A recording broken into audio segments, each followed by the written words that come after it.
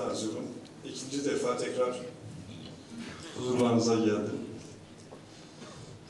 Öncelikle salonla ilgili kendi nacizane bir görüşümü paylaşmak istiyorum. Bana gelen mesajda genel kurulla ilgili, yani saat 11'e davet edildiğimiz yazıyor bir mesaj var. Dolayısıyla buraya katılan insanların birçoğunun kendi araştırmasıyla veya Ankara dışından gelen konuklar olduğunu gözlemliyorum.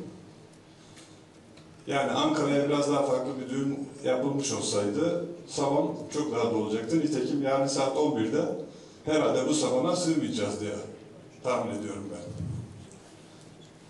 Burada bir şey olsaydı, yani genel kurul tarihi bugün olarak duyurulmuş olsaydı daha farklı olurdu kanaatindeyim.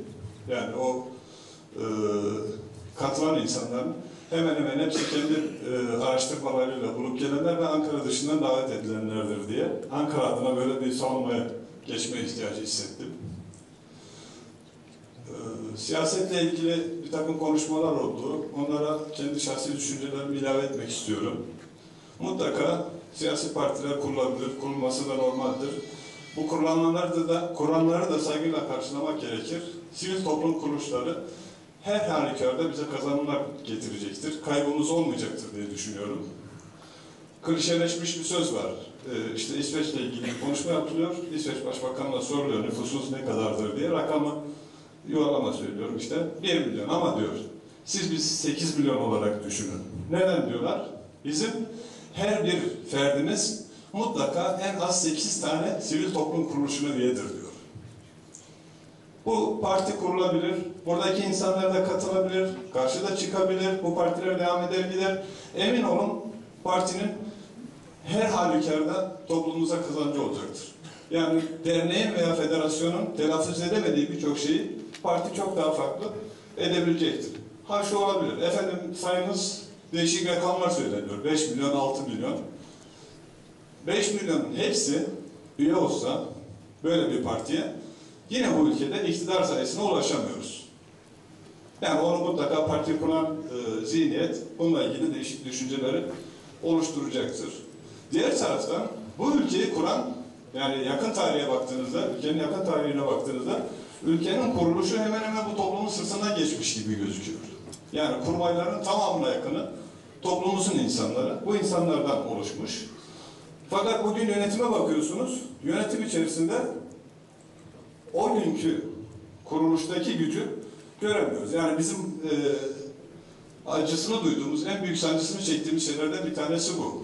Takdir edersiniz etmezsiniz. Ben çok seviyorum, beğeniyorum, dışarıdan izliyorum. Ankara'da mevcut iktidar partisinin bir il başkanı var. Helal hoş olsun. Ellerinden öpüyorum. Niye? 7-8 tane hemşehrimizi il yönetimine aldı. İktidar partisine. Ben tebrik ediyorum kendisini. İnşallah bu tür insanlar çoğalır. Bu şekilde insanlar olduğu müddetçe başarıya ulaşırız diye düşünüyorum. Size bir örnek vermek istiyorum. Geçmiş dönemde sendikayla uğraştık. Sendikalar toplantısı yapıyoruz. Bakanla bir toplantıdayız. Bir tane konfederasyon başkanı geldi. Konuşma yapıyor. Ya şey de yetersiz. Teknik bilgisi de yetersiz. Çıktık. Baktık bir konfederasyonun kurulması için en az 7 tane üyeye ihtiyacı var. Adamın resmi rakamlarına bakıyorsunuz. 3 tane üye açıklanmış. Toplamda. Fakat bu adam geliyor, bakanla çatır çatır pazarlık yapıyor. Demek istediğim, yani siyasi partilerin mutlaka kazancı olacaktır. Yani bundan hiçbir şekilde korkmayalım. Derneğin veya konfederasyonun dile getiremediği birçok şeyi sendikalar, siyasi partiler kanalıyla götürebiliriz. İllerde de emin olun siyasi partilerin çok farklı yaptırım güçleri oluyor. Bunlardan da faydalanırız diye düşünüyorum. Biraz önce bir okullarla ilgili bir örnek getirildi. Umarım yeni seçilecek olan yönetim kuruluna bu konu aktarılır. Bununla ilgili teknik tüm Türkiye genelinde bir çalışma yapılır. Faydalı olacaktır. Buna benzer teknik toplumumuza getiri sağlayabilecek öneriler mutlaka federasyonun aktarılmasında fayda var diye düşünüyorum.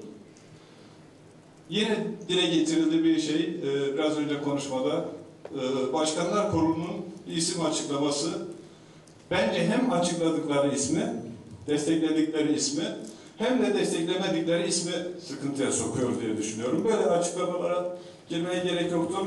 Hazirunu veya delegasyonu da ipotek altına almaya yönelik bir davranıştır diye düşünüyorum. Bunlara toplum olarak biraz daha dikkat edersek daha farklı olur diye düşünüyorum. Başkanlar Kurulu'nda bir takım şeyler dile getirildi. Biz konuya çok vakıf olmadığımız için, yani tüzük çalışmalarıyla Başkanlar Kurulu daha aktif, daha pasif hale getirilebilir diye düşünüyorum.